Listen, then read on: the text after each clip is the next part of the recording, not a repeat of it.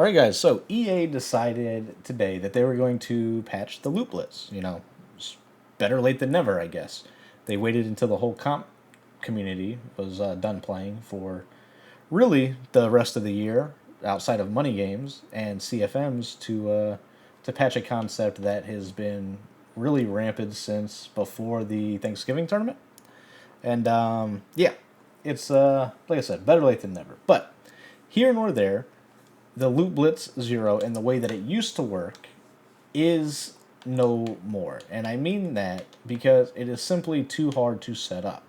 You see, with the concept that we've been using to set the splits up, you see it's very difficult to get these linebackers into the actual contains. In order to get them into the contains, they have to be in like the ideal perfect spot. They have to be like close enough to the defensive ends, but far enough away to actually trigger the loop inside. You'll see that if you set it up properly, the loop will still happen. You'll still get the loop around the edge. It's just not really, not, I don't want to say not possible to do throughout the course of a game, because you can definitely do it. It's just not really good enough, I don't think. Like, mixing it in, maybe. I mean, as you can see, the pressure still flies in. It's just so much harder to actually get this to work in a game, with having to have perfect positioning. You see, here we got positioning off the right, but didn't get it off the left. Neither guy came in free. The user obviously came with the middle, but that's not a realistic thing. Once again, you see, move him over, move him over. Hey, we actually got set up consistently that time, and you see the loop just absolutely doesn't work. So like, as you can see, like, that loop blitz is not nearly as good as it was previously. It's just not. Between the having to be in the perfect positioning, a running back blocking, slowing it down, and then the fact that the even if you do get it set up properly, there will be times where it just doesn't work. So that's going to work for LB Blitz Zero. It's going to work for a lot of these other loot blitzes, like Dollar, for instance. Dollar's the same way. You'll notice like a lot of people were doing a concept like they were coming out. Where's 2 men under? Yeah, we'll go cover 4. It doesn't really matter. But basically, they're shifting the linebackers one way, crashing the defensive line down, moving him down to where he's on the contain, and then trying to loop around this way. And you see, doesn't actually work the right way for whatever reason. So they definitely patched some of the loot blitzes. Now, the purpose of this video is to show you a loot blitz that they did not patch. And oddly enough, it was a loot blitz that did not work previous to the patch.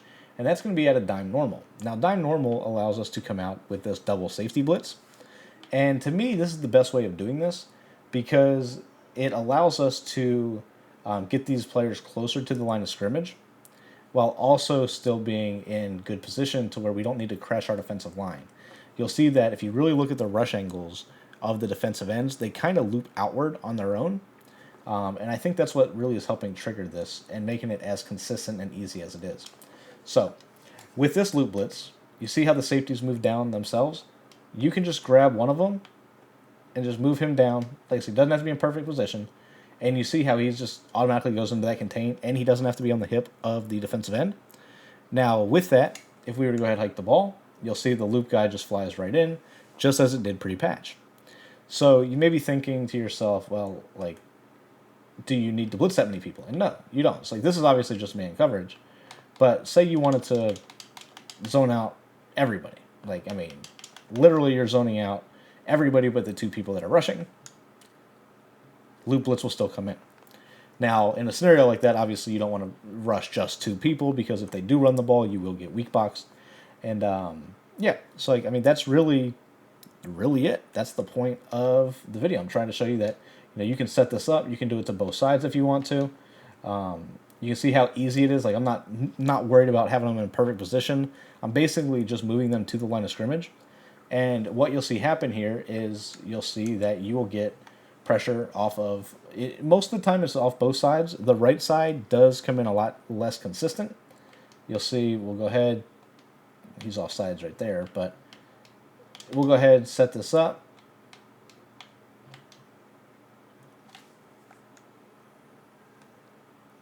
See the loop blitz just consistently coming in off the left-hand side.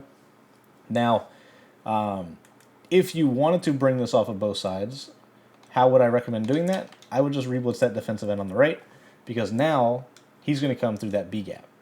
So you see him coming through that left B gap will trigger the running back to where they have to choose, do they block him or do they block the defensive end that is looping around the edge. So this is a nice little 6-man blitz. You will get the running back to dumb out if he is blocking, and you'll still get that loop pressure coming in off the edge. But as I mentioned, you don't need to blitz both of these guys to really make this work. You could simply just move this guy down. You could zone out these two guys. You could use this safety. And you can see you still have everybody technically manned up here. So you could do something like, put a hard flat on the right side. You put a vert hook, rush your 3 people. Your user could be the safety if you wanted it to be, have everybody manned up. You're going to get the loop pressure around the one side. And then you have, 8 people in coverage to go ahead and take away whatever routes you wanted to take away.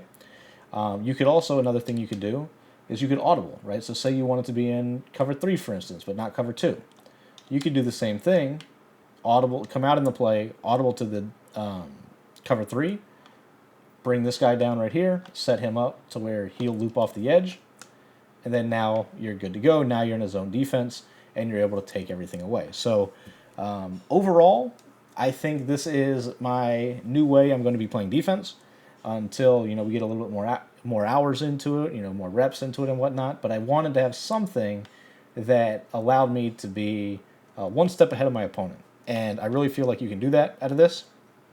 You can bluff it. You don't have to have those safeties blitzing. So like one thing that I would mix in is I would bring this guy down, put him into a deep half, essentially being a 2-man undershell.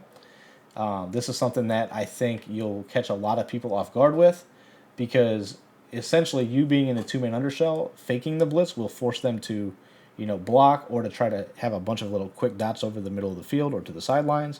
You'll be able to take them away that way. So as I mentioned, you could be in cover 3. You can audible to cover 4, cover 2.